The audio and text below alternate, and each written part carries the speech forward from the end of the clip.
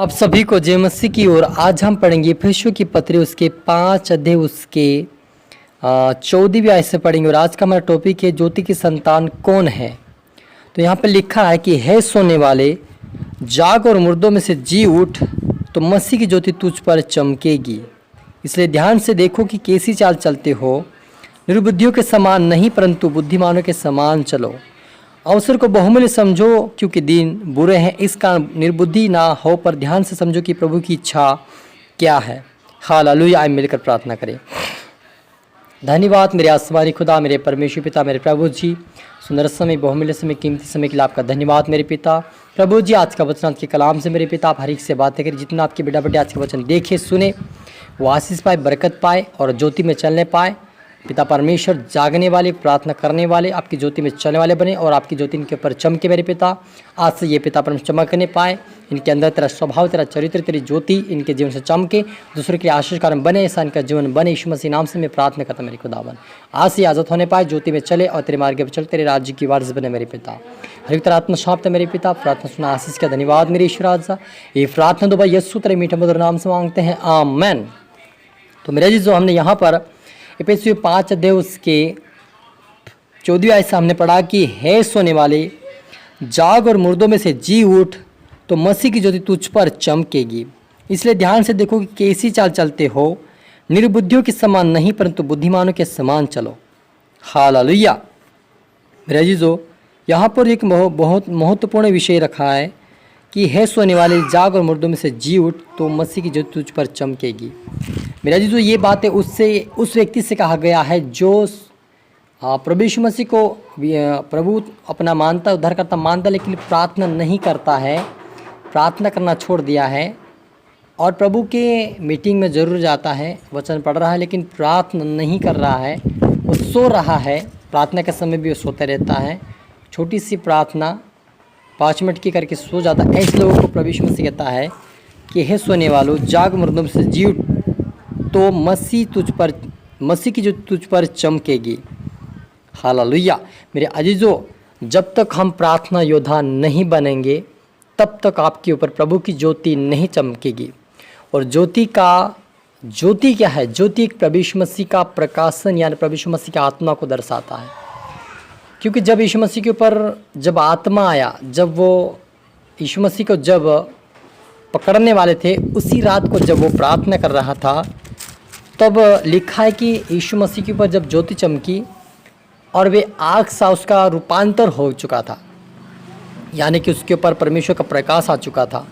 तो आज उस प्रकाश को आप पर मुझे पाने के लिए, जो प्रभु यीशु मसीह के अंदर था, वो प्रकाश आप पर मुझे पाने के लिए हमें प्रार्थना करना होगा, हमें जागना होगा, हमें वचन पढ़ना होगा, हमें उपवास करना होगा, हमें उसके वचनों का पालन करना होगा, ताकि हम उस ज्योति को पाकर हम मुर्दे के समान आ रहे लेकिन आत्मिक जीवन जिए और आत्मिक जीवन को स्वर्ग राज्य में जो रखा उसको पाएँ और उसके राज्य के वारिस बने। ये प्रभु यीशु मसीह चाहता है।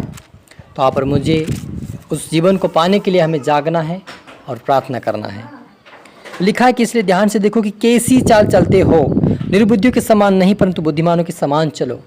निर्बुद्धि के समान हमें नहीं चलना है। निर्बुद्धि उसे कहते हैं जो प्रभु यीशु मसीह को कहता है कि हाँ मैं यीशु मसीह को मानता हूँ, वो मेरा उद्धार करता है, वो मानता ज़रूर है लेकिन उसके ऊपर विश्वास और प्रार्थना नहीं करेगा तो वो उसका उद्धार करता नहीं है, वो निर्बुद्धि है।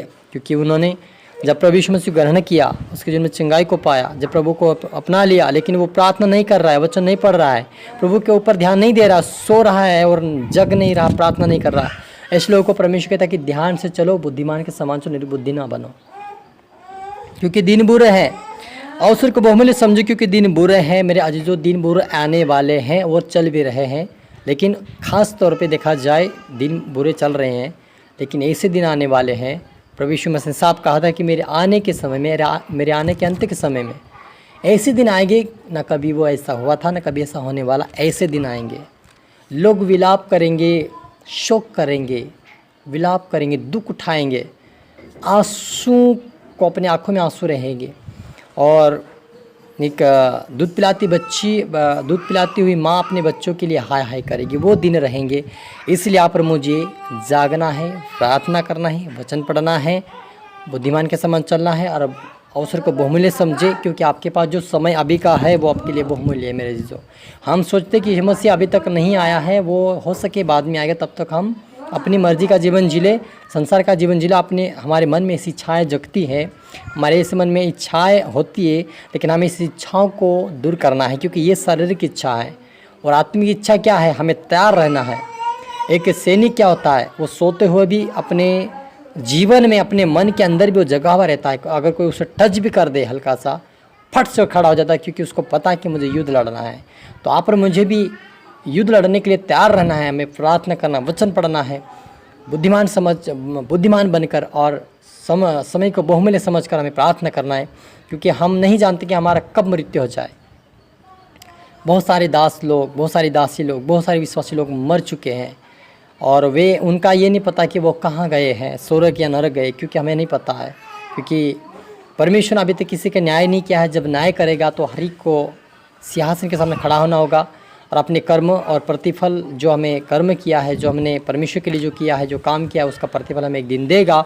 उस प्रतिफल को हमें याद रखना है, क्योंकि दिन बुरे हैं, समय बहुमूल्य है। तो हमें प्रार्थना करना है, वचन पढ़ना है, क्योंकि हम जो बोएंगे वही काटेंगे। क्योंकि यीशु ने कहा कि जैसे तुम बोओगे वैसे तुम काटोगे। क्या आज आप प्रार्थना का जीवन बो रहे हैं? क्या आप जागने का जीवन बो रहे हैं? क्या आप नींद काट रहे हैं? क्या प्रभु के लिए दुख उठा रहे हैं? क्या आप फास्टिंग कर रहे हैं? क्या आप परमेश्वर के लिए, लोगों के लिए प्रार्थना कर रहे हैं? क्या आप खुद के लिए प्रार्थना कर रहे हैं? क्या आप उस स्वर्गीय राज्य अनदेखी वस्तु के लिए प्रार्थना करें? क्या आप अनंत जीवन के लिए प्रार्थना कर रहे हैं? क्या ये सारी बातें परमेश्वर के सामने, हमें सवालों का जवाब हमें देना पड़ेगा। इसलिए यहाँ पर मुझे ध्यान रखना है, बुद्धिमान के समान चलना है, अवसर को बहुमूल्य समझे। जो हमारे पास जो समय है वही हमारे लिए बहुमूल्य है। अगला समय, अगले दिन क्या होने वाला है हमें नहीं पता है। क्योंकि जब हम देखते कि हिजकिय्याह राजा को परमेश्वर यहोवा ने कहा कि तू अब मरने वाला है, जो तुम्हें आज्ञा देनी है तू दे दे। लेकिन ऐसा जो हिजकिय्याह राजा था उसको ये पता था कि मैं और भी राज्य करूँगी, क्योंकि वो एक राजा था, और अपने मन में उसको ये लगता था कि मैं और राजा बनूंगा, आगे बढ़ूंगा। लेकिन यहोवा की ओर से जब बुलाहट आई कि तुम्हें मर जाएगा, तुम्हें जो कहना परिवार के विषय में कह दे, तो वो फुट फुट कर रोने लगा था। क्यों रो रहा था? क्योंकि उसको पता था कि आप मेरी मृत्यु होने वाली है। लेकिन जो पश्चाताप किया, अंगीकार किया, प्रार्थना किया, फिर से यहोवा परमेश्वर ने उसके 15 वर्ष आयु को बढ़ाया।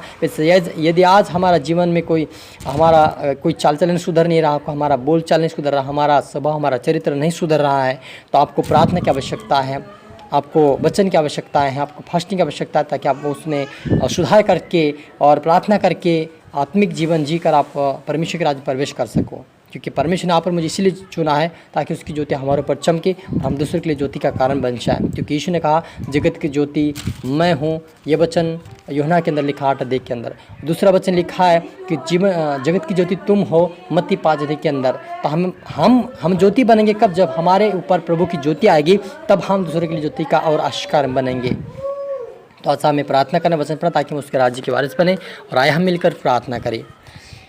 रूहा रबा संदो नमा सखोद नमा लीब्रा हो रबा हो रिदा नमा। खुदा यीशु मसीह मेरे पिता, आपके बड़े बड़े जितने देखे सुने पिता, उनको तो आशीष दे, बरकत दे पिता। से प्रार्थना वचन बढ़ने पाए, इनके ऊपर आज ज्योति तेरी चमके पिता। से तेरी ज्योति इनके ऊपर चमके, आज से प्रार्थना में वचनों में बढ़ने पाए, आपके राज्य की वारिस बने। सोनाधीश राजा सुमित्र आत्मा सौंपते मेरे पिता, प्रार्थना सुना के धन्यवाद मेरे खुदा ने। ये प्रार्थना दुआ यीशु तेरे मीठे मधुर नाम से मांगते हैं, आमीन। आप सभी को गॉड ब्लेस यू ऑल।